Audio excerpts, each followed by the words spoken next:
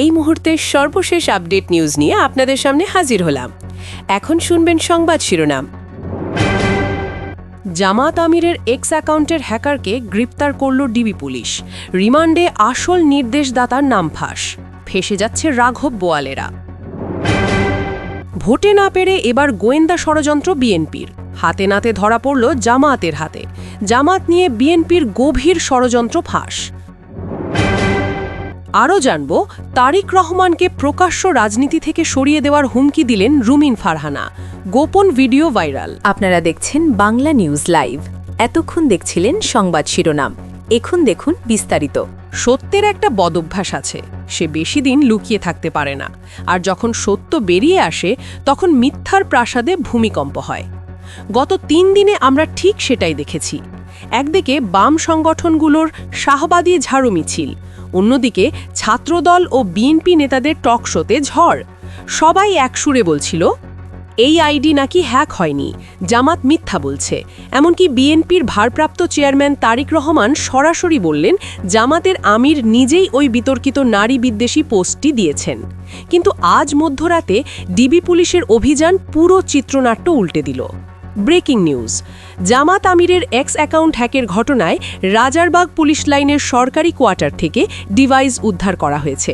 আটক করা হয়েছে বঙ্গভবনের সহকারী প্রোগ্রামার মোহাম্মদ সারওয়ার আলমকে। হ্যাঁ, ঠিকই শুনছেন, বঙ্গভবন, রাষ্ট্রের সর্বোচ্চ প্রশাসনিক কেন্দ্র। আজকের পর্বে আমরা দেখব এই একজন প্রোগ্রামার কিভাবে বিরোধীদের মিডিয়া ট্রায়ালকে চুরমার করে দিলেন এবং কিভাবে প্রমাণ হলো জামাত সত্য বলেছিল আর বাকিরা আবেগে ভেসে ফানুস ওড়াচ্ছিল। চলুন, ঠোলের বিড়াল কিভাবে বের হলো সেটা বিশ্লেষণ করা যাক। সে কোনো ছিসকে চোর নয়, সে বঙ্গভবনের আইটি সেলের সহকারী প্রোগ্রামার। জামাত আগেই দাবি করেছিল বঙ্গভবনের মেল ব্যবহার করে আমিরের আইডি হ্যাক করা হয়েছে। তখন অনেকেই হাসাহাসি করেছিল। আজ বর্তমান ডিবি প্রধান নিজেই নিশ্চিত করেছেন অভিযোগটি শতভাগ সত্য। বিশ্লেষকদের মতে এটি স্টেট স্পন্সার্ড সাইবার স্যাবোটাজ। প্রশ্ন উঠছে, সরকারের ভেতরে বসে বঙ্গভবনের মতো সুরক্ষিত জায়গা থেকে কারা এই কলকাঠি নাড়ছে? সারওয়ার আলম কি একাই, নাকি পেছনে আছে আরও বড় কোনো মাস্টারমাইন্ড? উদ্দেশ্য পরিষ্কার, নির্বাচনের আগে জামাতকে নারী বিদ্বেষী প্রমাণ করা, ভোট ব্যাংকে ধস নামানো, বিরোধীদের একে অপরের বিরুদ্ধে লাগিয়ে দেওয়া। এই ঘটনা প্রমাণ করে প্রশাসনের ভেতরে এখনও ফ্যাসিবাদের দোসর বা ডিপ স্টেট সক্রিয়। দুঃখজনকভাবে বিএনপিও সেই ফাঁদে পা দিয়েছে। এবার আসুন সেই সব মহলের কথায় যারা তদন্তের আগেই রায় দিয়ে বসেছিল।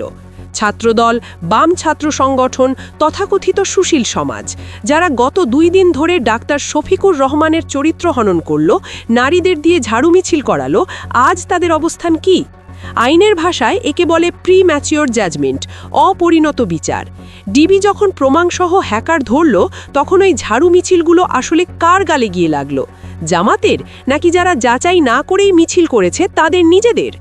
এই ঘটনাই বাংলাদেশের রাজনীতির ইন্টেলেকচুয়াল ব্যাংক্রাপসি নগ্ন করে দিয়েছে।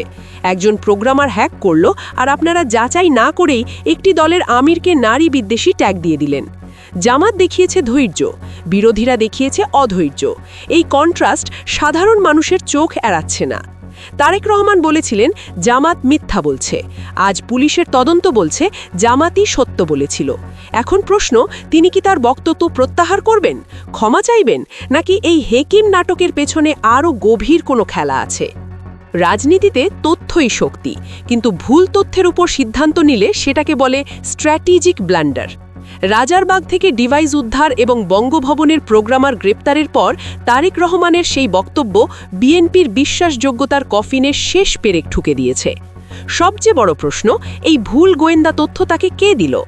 বিশ্লেষকদের মতে বিএনপির ভেতরেই একটি মিস ইনফরমেশনাল সেল কাজ করছে, যারা জামাত বিরোধী আবেগে তারেক রহমানকে ভুল পথে ঠেলে দিয়েছে।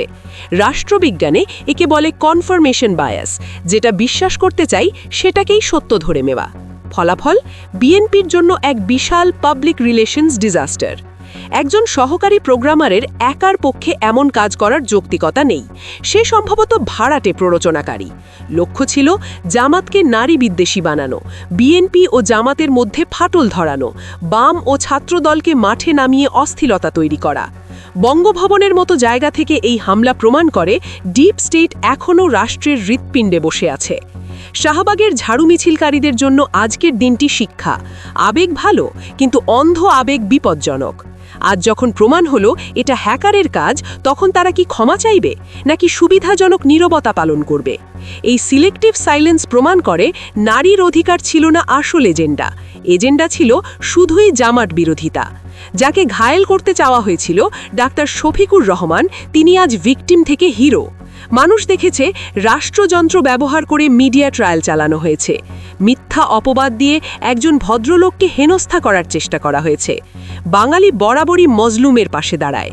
এই ঘটনা জামাতের জন্য একটি বিশাল সিম্পাথি ওয়েভ তৈরি করবে, বিশেষ করে নারী ভোটারদের মধ্যে। দিন শেষে এই হ্যাকিং নাটক বিরোধীদের জন্য পলিটিক্যাল বুমের্যাং হয়ে ফিরে এসেছে।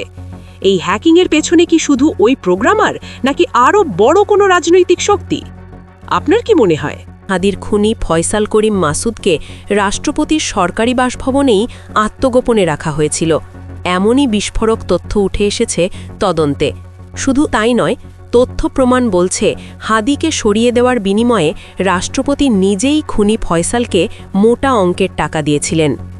এই ঘটনায় অন্তর্বর্তীকালীন সরকারের প্রধান উপদেষ্টা ডক্টর মুহাম্মদ ইউনুস অত্যন্ত কঠোর ভাষায় প্রশ্ন তোলেন, আমি সারা জীবন শান্তি ও ন্যায়ের কথা বলেছি, কিন্তু আমার সরকার কি তাহলে খুনিদের আশ্রয়স্থল হয়ে দাঁড়িয়েছে? আপনার সরকারি বাসভবনে একজন খুনি পাওয়া গেছে। এটা কি নিছক কাকতাল, নাকি গভীর ষড়যন্ত্র? যে ফয়সালের হাতে সাধারণ মানুষের রক্ত লেগে আছে, তাকে আপনি নিজের ছাদের নিচে আগলে রেখেছেন কেন? ডক্টর ইউনুস আরও বলেন, তথ্য প্রমাণ বলছে হাদিকে হত্যার জন্য আপনি নিজেই খুনি ফয়সালকে টাকা দিয়েছেন। আমি কি এই বাংলাদেশ গড়ার স্বপ্ন দেখিয়েছিলাম?